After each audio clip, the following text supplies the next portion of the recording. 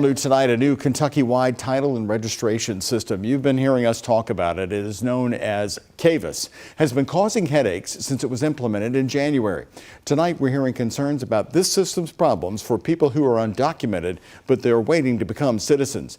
WHAS 11 Night Team's Alex Dieter is joining us now. And Alex, you've been talking with a woman who has been advocating for changes to this system.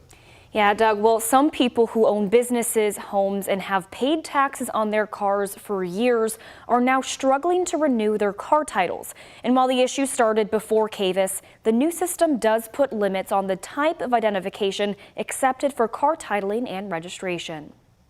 On Dixie Highway at Multi-Servicios Latinos, there's a lot of people here that are angry and frustrated. Owner Veronica Rodriguez is feeling the impact of the new statewide title and registration service known as CAVIS. Something needs to work out for these people that are here undocumented, for them to purchase cars. Rodriguez's company helps with car titles and registrations. Many of her clients are undocumented Latinos who are trying to become naturalized citizens and still in the immigration process. They are also using an IRS-issued individual taxpayer identification number, or ITIN, for car registrations and titling. For years, a Kentucky statute has prohibited the use of ITINs for car registration and titles. But Ashley Tinius with the Jefferson County Clerk's Office says Frankfort didn't start rejecting them until mid-2023. They wanted to make it more secure and have better documentation of the individuals who were titling and registering cars, because you could steal someone's ITIN number very easily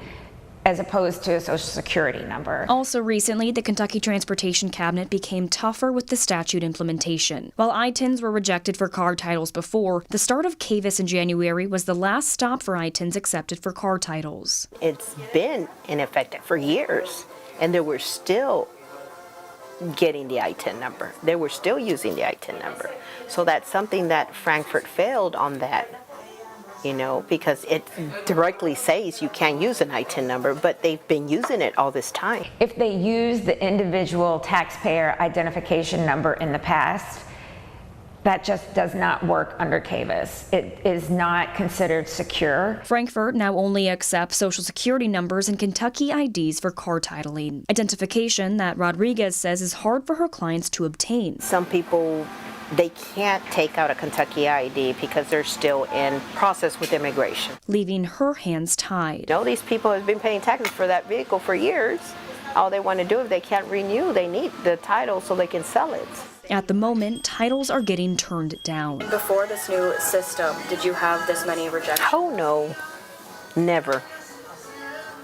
I never had rejections. And take a look at her desk, full of the rejected title transfers from Frankfort, something she's never seen in her 12 years of business. Rodriguez tells me that she's been to Frankfort and sends emails looking for a solution. She says her business sees about 30 clients a day that need help with car titles and registrations, which has increased since CAVIS was implemented. Doug?